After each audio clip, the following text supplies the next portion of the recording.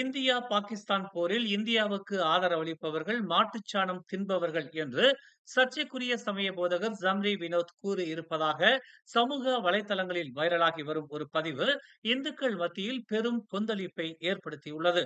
இந்துக்கள் எந்த நாட்டிலெல்லாம் வாழ்கிறார்களோ அங்கெல்லாம் பல்வேறு பிரச்சனைகளை கட்டவிழ்த்து விடுவதாக ஜம்ரி வினோத் அதில் குற்றம் சாட்டியுள்ளார். மற்ற மதத்தினருடன் இந்துக்கள் பெருமளவில் சர்ச்சையை கிளப்பி வருவதாகவும், Qatar, Bahrain, Kuwait, Oman, Saudi Arabia, துருக்கி, மலேசியா போன்ற இஸ்லாமிய நாடுகளில் இந்துக்கள் மகிழ்ச்சியாக வாழ்வதாகவும், ஆனால் இந்துக்கள் வாழும் இடங்களில் தொடர்ந்து அமைதியின்மையே ஏற்படுவதாகவும் ஜம்ரி வினோத் தெரிவித்துள்ளார். இந்துக்கள் கிறிஸ்தவர்களுடன் பிரச்சனை செய்கிறார்கள். இந்துக்கள் பௌத்தர்களுடன் பிரச்சனை செய்கிறார்கள். இந்துக்கள் இஸ்லாமியர்களுடன் பிரச்சனை செய்கிறார்கள். இந்துக்கள் யூதர்களுடன் பிரச்சனை செய்கிறார்கள். இந்துக்கள் சீக்கியர்களுடன் பிரச்சனை செய்கிறார்கள். இந்துக்கள் பகாய்களுடன் பிரச்சனை செய்கிறார்கள். இந்துக்கள் ஷிண்டோக்களுடன் பிரச்சனை செய்கிறார்கள். இந்துக்கள் நாத்திகர்களுடன் பிரச்சனை செய்கிறார்கள். இந்துக்கள் இந்துக்களுடன் வாழ்ந்தால் பெரும் பிரச்சனையை செய்கிறார்கள் என வெளிப்படையாக இந்துக்கள் மீது ஜம்ரி வினோத் வன்மத்தை கொட்டியுள்ளார். இந்துக்களை எந்த நாடெல்லாம் அமைதியாகவும் மகிழ்ச்சியாகவும் வைத்திருக்கிறதோ அந்த நாடுகளுக்கெல்லாம் எதிராகவே இந்துக்கள் செயல்படுவதாக ஜம்ரி வினோத் குற்றம் சாட்டியுள்ளார். இந்துக்கள் எங்கிருந்து வந்தார்களோ அங்கேயே மகிழ்ச்சியாக இருக்க முடியாமல் புலம்பெயர்ந்ததாகவும், புலம்பெயர்ந்த நாட்டிலும் அவர்களால் பிரச்சனை என்றும், இந்துக்கள் என்றாலே பிரச்சனைதான் என்றும் தனது கருத்தை ஜம்ரி வினோத் வெளிப்படுத்தியுள்ளார்.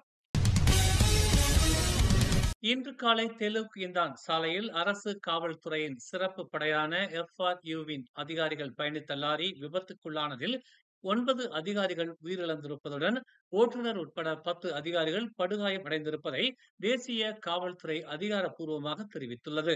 உயிரிழந்தவர்களின் பெயரையும், படுகாயம் அடைந்து தெலிக்குந்தான் மருத்துவமனையில் சிகிச்சை பெற்று வரும் அதிகாரிகளின் பெயரையும் காவல்துறை அதிகாரப்பூர்வமாக வெளியிட்டிருக்கும் நிலையில், விபத்து குறித்து தவறான அல்லது உறுதிப்படுத்தப்படாத தகவல்களை பகிர வேண்டாம் என்று எச்சரிக்கை விடுக்கப்பட்டுள்ளது. மேலும் விபத்து ஏற்பட்டதற்கான காரணத்தை காவல்துறை விரைந்து ஆய்வு செய்து வருவதாகவும் தெரிவிக்கப்பட்டுள்ளது. பினாங்கு முன்னாள் துணை முதல்வரும் உரிமை கட்சியின் தலைவருமான பேராசிரியர் ராமசாமியிடம் மலேசிய லஞ்ச ஊழல் தடுப்பு ஆணையமான MACC விசாரணை மேற்கொள்ளவிருப்பதாக வெளிவந்த செய்திகள் உண்மைதான் என்று மலேசிய லஞ்ச ஊழல் தடுப்பு ஆணையத்தின் தலைமை ஆணையர் தான்ஸ்ரீ அசாம்பாக்கி இன்று உறுதிப்படுத்தினார். பினாங்கில் தங்க தேர் வாங்கியது தொடர்பாக பினாங்கு இந்து அறநிலைத்துறையிடமிருந்து பெறப்பட்ட 3,00,000 வெள்ளி சம்பந்தப்பட்ட விசாரணை இது என்று உரிமை கட்சியின் தலைவர் ராமசாமி இன்று உறுதிப்படுத்தினார். இது தொடர்பாக பினாங்கு இந்து அறநிலைத்துறையினர் கடந்த ஆண்டு ஆகஸ்ட் மாதம் பேராசிரியர் ராமசாமி துணை முதலமைச்சராகவும் பினாங்கு இந்து அறநிலையத்துறையின் தலைவராகவும் இருந்த போது 50,000 வெள்ளிக்கும் மேற்பட்ட நிதி முறைகேடுகள் நிகழ்ந்திருப்பதாக குற்றம் சாட்டிய நிலையில் அது குறித்தான விசாரணைக்காக பேராசிரியர் ராமசாமி பட்டர்வர்த் செஷன்ஸ் நீதிமன்றத்தில் விசாரணைக்காக அழைத்து வரப்படுவார் என்று தெரிவிக்கப்பட்டுள்ளது. பேராசிரியர் ராமசாமி மீதான குற்றச்சாட்டில் அவர் குற்றவாளி என நிரூபிக்கப்பட்டால் 20 ஆண்டுகளுக்கும் மேலான சிறை தண்டனை, கையாடல் செய்யப்பட்ட தொகையில் 5 மடங்கு அல்லது 10,000 வெள்ளி வரையில் அபராதம் விதிக்கப்படலாம் என்பது குறிப்பிடத்தக்கது. மாட்சிமை தங்கிய மலேசிய மாமன்னர் சுல்தான் இப்ராஹிம் மற்றும் மாட்சிமை தங்கிய பேரரசியார் ராஜா ஜரித் ஜோஃபியா ஆகியோர் இன்று அதிகாலை தெலுக் இந்தானில் நடந்த சாலை விபத்தில் பலியான பெடரல் ரிசர்வ் யூனிட் உறுப்பினர்களின் குடும்பத்தினருக்கு தங்களின் இரங்கலை தெரிவித்துள்ளனர். இது உண்மையிலேயே மனவேதனை அளிக்கிறது என்றும், இந்த துயரத்தில் தங்கள் அன்புக்குரியவர்களை இழந்து தவிக்கும் அனைத்து குடும்பங்களுக்கும் ஆழ்ந்த இரங்கலை தெரிவித்துக் கொள்வதாகவும் ஒரு பதிவில் அவர்கள் தெரிவித்துள்ளனர். நாட்டின் புகழ்பெற்ற வழக்கறிஞரும் சமூக ஆர்வலருமான ராசம்மா பூபாலன் தனது 98வது வயதில் காலமானார். கல்வி மற்றும் பெண்கள் சமூக உரிமைகளுக்கான பங்களிப்புகளுக்காக பரவலாக மதிக்கப்படும் ராசம்மா பிரிட்டிஷ் காலனித்துவ ஆட்சிக்கு எதிரான போராட்டத்தில் இந்திய தேசிய ராணுவத்தின் பெண்கள் பிரிவில் சேர்ந்து மியன்மாரில் பணியாற்றிய போது அவரது குறிப்பிடத்தக்க பயணம் 16 வயதில் தொடங்கியது. மலேரியாவால் பாதிக்கப்பட்ட பிறகு தனது இடைநிலை கல்வியை முடிக்க 1945இல் மலாயா திரும்பினார். பின்னர் அவர் ஜூன் 1953இல் சிங்கப்பூரில் உள்ள மலாயா பல்கலைக்கழகத்தில் பட்டம் பெற்றார் மற்றும் பினாங்கில் உள்ள மெத்தடிஸ்ட் பெண்கள் பள்ளியில் தனது கற்பித்தல் பணியை தொடங்கினார். 1960இல் ராசம்மா பெண்கள் ஆசிரியர் சங்கத்தை நிறுவினார். பின்னர் கோலாலம்பூரில் உள்ள மெத்தடிஸ்ட் பெண்கள் பள்ளியின் முதல்வரானார்.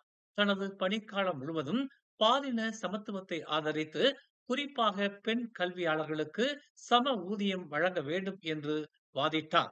கல்விக்கு அவர் ஆற்றிய குறிப்பிடத்தக்க பங்களிப்புகளுக்காக 1986ஆம் ஆண்டு மதிப்புமிக்க தொக்கோகுரு விருதுடன் முறையாக அங்கீகரிக்கப்பட்டார். இன்று காலை தெலுக்கின்தானில் 9 FRU பணியாளர்களின் உயிரை பறித்த விபத்தில் தொடர்புடைய லாரி ஓட்டுநரை போலீசார் கைது செய்தனர். ஈப்போவில் பாதுகாப்பு பணியில் இருந்து திரும்பி வந்த FRU பிரிவைச் சேர்ந்த லாரி சரளை கற்களை ஏற்றிச் சென்ற லாரியுடன் மோதியதில் இந்த விபத்து நிகழ்ந்ததாக செய்திகள் வெளியாகின.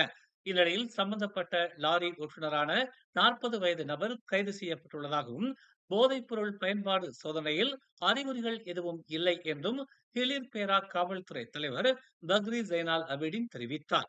கவனக்குறைவாக அல்லது ஆபத்தான முறையில் வாகனம் ஓட்டி மரணத்தை ஏற்படுத்தியதற்காக 1987 சாலை போக்குவரத்து சட்டத்தின் பிரிவு 41 கீழ் வழக்கு விசாரிக்கப்பட்டு வருவதாக அவர் கூறினார்.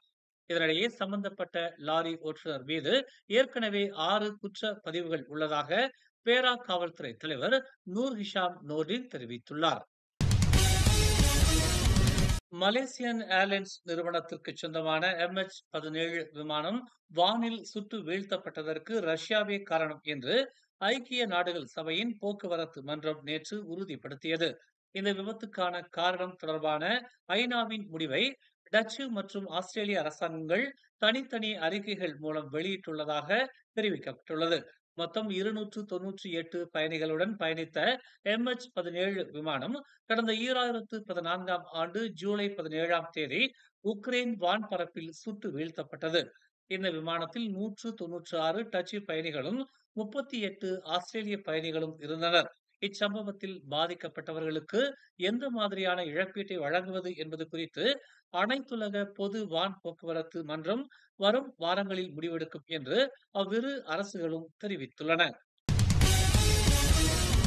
PKR கட்சியின் கௌரவத்தையும் நன்மதிப்பையும் நிலைநாட்டுவதற்கு ஏதுவாக 2025-2028 தவணைக்கான கட்சி தேர்தலில் சரியான முடிவை எடுக்கும்படி கட்சி உறுப்பினர்களை அக்கட்சியின் உதவி தலைவரும் ஸ்லாங்கூர் மந்திரி பெசாருமான டதஸ்ரீ அமருதீன் ஷாரி கேட்டுக் கொண்டுள்ளார். போராட்டங்களை தொடர்வதற்கும் டதஸ்ரீ அன்வார் இப்ராஹிம் பிரதமராக தொடர்ந்து நீடிப்பதற்கும் கட்சிக்கு வலுவான தலைமைத்துவம் தேவைப்படுவதாக அவர் சுட்டிக்காட்டினார். இந்த ஜனநாயக நடைமுறையை கட்சி உறுப்பினர்கள் நியாயமான மற்றும் வெளிப்படை தன்மையில் வரவேற்க வேண்டும் என்று அவர் கேட்டுக் கொண்டார்.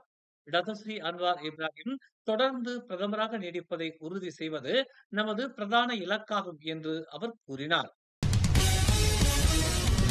மேலும் செய்திகளை தெரிந்து கொள்ள தமிழ் மலர் நாளிதழை பாருங்கள். எங்களோடு இணைந்திருக்க மலர் டிவியை பதிவு செய்து கொள்ளுங்கள். உறவுகள் மகிழ்ந்திட விருப்பம் மற்றும் பகிர்வு சேவையை சொடுக்கிடுங்கள்.